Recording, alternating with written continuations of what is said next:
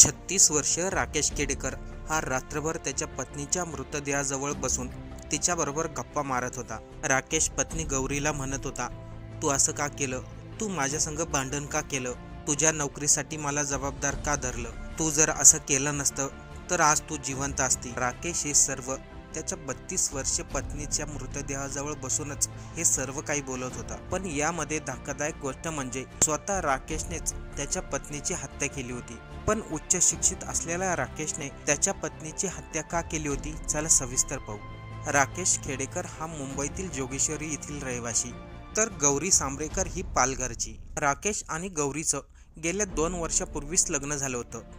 तसं पाहिलं तर गौरी ही राकेशची सख्खी आत्तेबहीण होती। राकेश आणि गौरी एकाच नात्यामधील असले तरी देखील त्यांचं लव्ह मॅरेज झालं होतं। IT इंजिनियर असलेला राकेश खेडेकर हा मुंबईतील एका IT कंपनीमध्ये जॉब करत होता, तर गौरी मास मीडिया क्षेत्रामध्ये कामाला होती। पण राकेशला गेल्या काही दिवसा अगोदरच बेंगलोरमधील हिताची सिस्टम कंपनीमध्ये चांगल्या पोस्टवरती नोकरी मिळाली। त्यासाठी गेल्या 2 महिन्या अगोदरच राकेश आणि गौरी मुंबई सोडून बेंगलोरमध्ये स्थायिक झाले होते। हे दोघेही बेंगलोरमधील बनारगड तेजस्वी नगर या परिसरामध्ये एका बिल्डिंगमध्ये फ्लॅट घेऊन राहत होते। राकेश खेडेकर सुरुवातीचे काही दिवस कंपनीमध्ये गेला, पण त्याचं जास्त काम लॅपटॉप आणि कम्प्युटरवरती असल्यामुळं तो वर्क फ्रॉम होमच करायचा, म्हणजे त्याचं सर्व काम तो घरामधूनच करायचा। राकेशची पत्नी गौरी ही स्वतःसाठी जॉब शोधत होती। 27 मार्च 2025 संध्याकाळी 5:30च्या दरम्यान राकेशने त्या बिल्डिंगच्या तळमजल्यावरती राहत असलेल्या एका व्यक्तीला फोन केला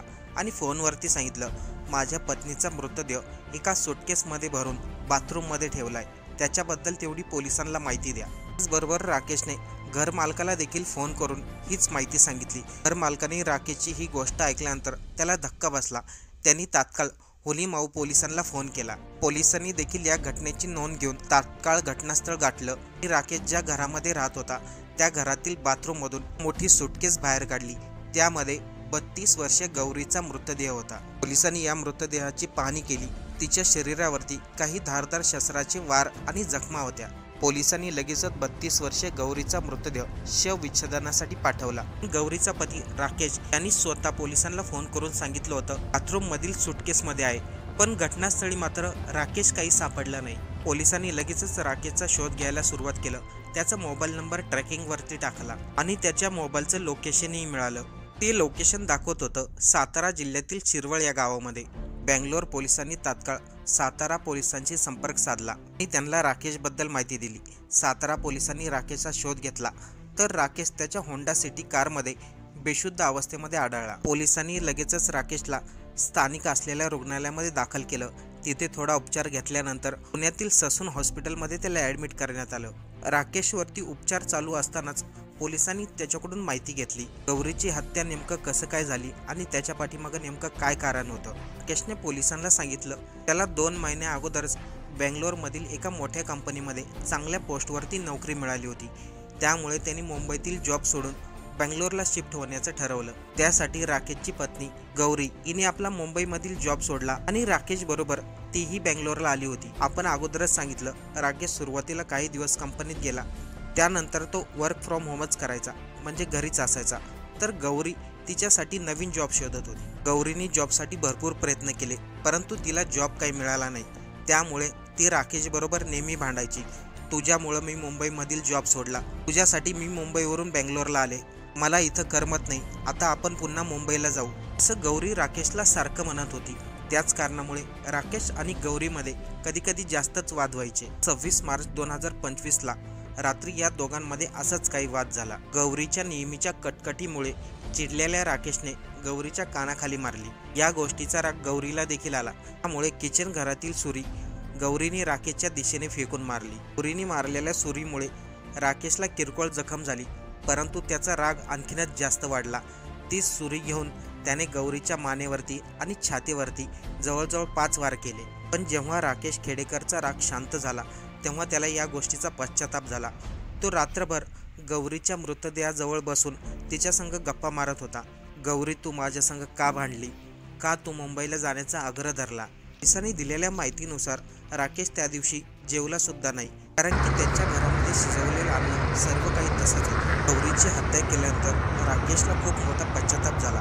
परंतु त्यांनी त्या फ्लॅटवरून निघायचं ठरवलं.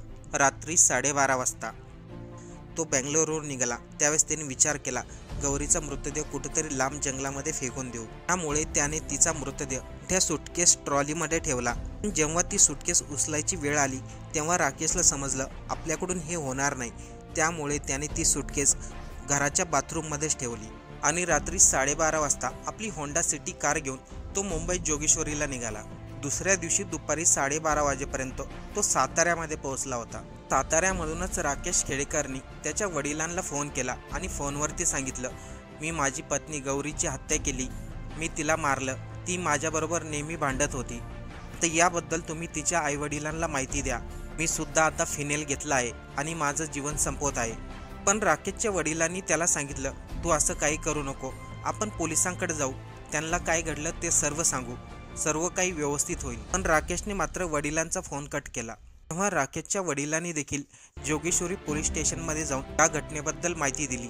जोगेश्वरी पोलिसांनी बँगलोर पोलिसांशी संपर्क साधून त्यांना या घटनेची माहिती दिली. पण या अगोदरच राकेशने स्वतःच्या घर मालकाला याबद्दल माहिती दिली होती. त्यामुळे बँगलोर पोलिसांना या सर्व घटनेबद्दल अगोदरच माहिती झाली होती. राकेशने साताऱ्यामधून वडिलांना फोन केल्यानंतर गाडीमध्येच त्याने फिनेल पिलं आणि त्यानंतर तो गाडीमध्ये बेशुद्ध झाला. आणि जसं की आपण अगोदर सांगितल्याप्रमाणे सातारा पोलिसांनी त्याला पुण्याच्या ससून हॉस्पिटलमध्ये दाखल केलं. IT इंजिनियर असलेला राकेश खेडेकर आणि उच्च शिक्षित असलेली गौरी या दोघांच्या वादामध्ये भयंकर कृत्य घडलं. या सर्व घटनेवरून एक गोष्ट लक्षात येते, व्यक्ती जेव्हा रागात असतो तेव्हा तो जो काही निर्णय घेतो तेव्हा तो निर्णय नेहमी चुकीचाच असतो. त्यामुळे कधी रागामध्ये कोणता निर्णय घेऊ नये. आज राकेश खेडेकरच्या रागामुळे त्याच्या पत्नीचा जीव गेला.